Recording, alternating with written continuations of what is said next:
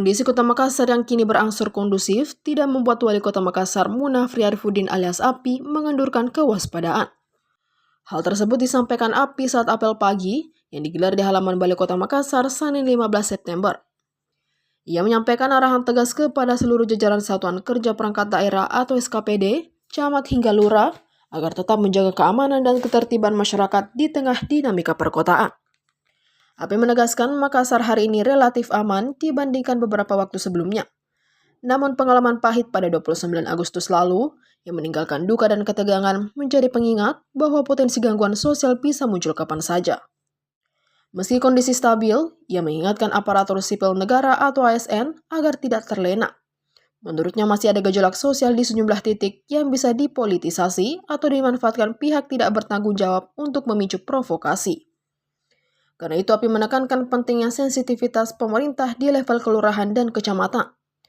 Aparat diminta lebih proaktif, membangun komunikasi lintas sektor, melibatkan tokoh masyarakat, pemuda, perempuan, hingga tokoh agama agar tercipta kolaborasi menjaga keamanan.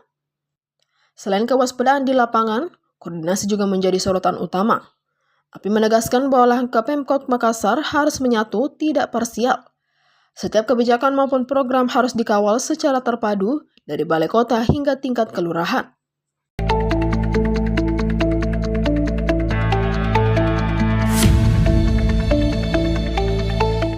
Pemerintah resmi meluncurkan program Paket Ekonomi 2025 sebagai langkah untuk mempercepat pertumbuhan ekonomi nasional serta penyerapan tenaga kerja. Paket kebijakan tersebut diumumkan oleh Menteri Koordinator Bidang Perekonomian atau Menko Airlangga Hartanto bersama Menteri Keuangan atau Menkyu Purbayayudi Sadewa usai pertemuan dengan Presiden Prabowo Subianto di Istana Kepresidenan pada Senin 15 September. Erlangga menyampaikan, paket kebijakan ini terdiri dari 8 program akselerasi di 2025, 4 program yang dilanjutkan di 2026, serta 5 program yang fokus untuk mendukung penyerapan tenaga kerja.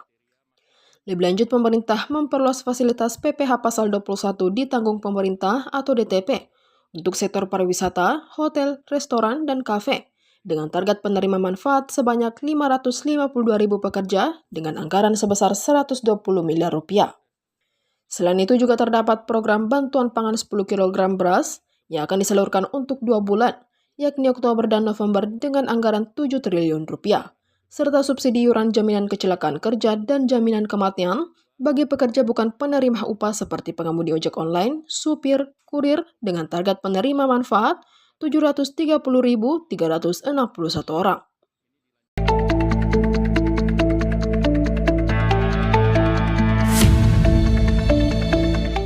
Pemprov Sulbar melalui kepemimpinan Gubernur Soehardi Duka dan Wakil Gubernur Salim S. Mengga kembali menggelontorkan anggaran pembangunan jalan di Kabupaten Polman. Hal tersebut disampaikan Gubernur Soehardi Duka saat menghadiri peringatan Maulid Nabi Muhammad SAW yang dirangkaikan Haul ke-18 Haji Faisal Hamasyah dan peringatan hari ke-40 Haji Sahara Haruna atau Muassis dan Muassisah PPM Darul Mahfuz Lekopadis Senin 15 September. Sehingga anggaran yang digelontorkan Pemprov Sulbar ke Kabupaten Polman sebesar 49 miliar rupiah. Sedangkan Bupati Polman Samsul Mahmud menyampaikan terima kasih atas bantuan anggaran pembangunan jalan dari Pemprov Sulbar. Bahkan sebelumnya dianggarkan juga normalisasi sungai mata kali yang selama ini menjadi penyebab pemukiman warga kebanjiran.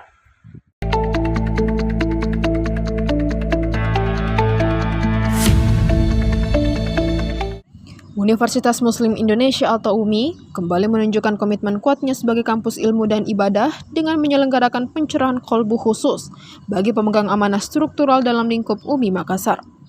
Kegiatan yang berlangsung pada Senin sampai Rabu, 15 sampai dengan 17 September 2025 di Pesantren Darul Mukhlisin UMI Padang Lampe diikuti oleh sekitar 200 peserta pemegang amanah, mulai dari ketua pembina sampai dengan ketua program studi dan kepala UPT.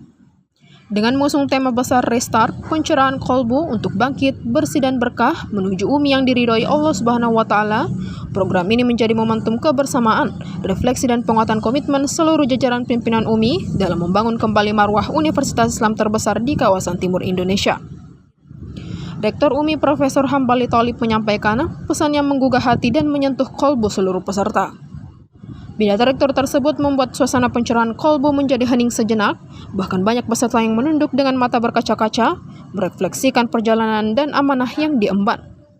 Ketua Pembina Yayasan Wakaf UMI, Profesor Mansur Ramli menegaskan bahwa pencerahan kolbu ini adalah momentum untuk kembali ke Hita UMI.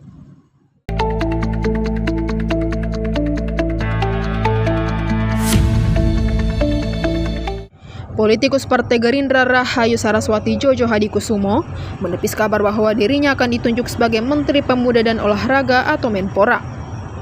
Keponakan Presiden Prabowo Subianto itu menegaskan, keputusan mundur dari kursi anggota DPR Republik Indonesia sama sekali tidak ada kaitannya dengan peluang masuk kabinet. Hal tersebut disampaikan Sarana Makaribnya melalui unggahan resminya di akun Instagram. Ia sempat menuliskan bahwa ia baru sempat melaporkan kinerja masa sidang 4 karena berbagai dinamika yang terjadi sejak 15 Agustus lalu. Namun ia menegaskan isu soal dirinya disiapkan menjadi Menpora adalah spekulasi tanpa dasar. Ia menambahkan kemungkinan dirinya masuk kabinet di bawah kepemimpinan pamannya sangatlah kecil. Sebelumnya Sarah melakukan pengumuman pengunduran dirinya lewat unggahan video berdurasi 6 menit di akun Instagram pribadinya pada Rabu 10 September malam. Sarah menegaskan bahwa keputusan tersebut merupakan langkah pribadi yang ia ambil setelah melakukan perenungan panjang. Meski memilih mundur, Sarah berharap masih diberi kesempatan untuk menyelesaikan satu amanat terakhirnya di parlemen, yakni ikut dalam pembahasan dan pengesahan rancangan undang-undang kepariwisataan yang saat ini tengah digodok di Komisi 7.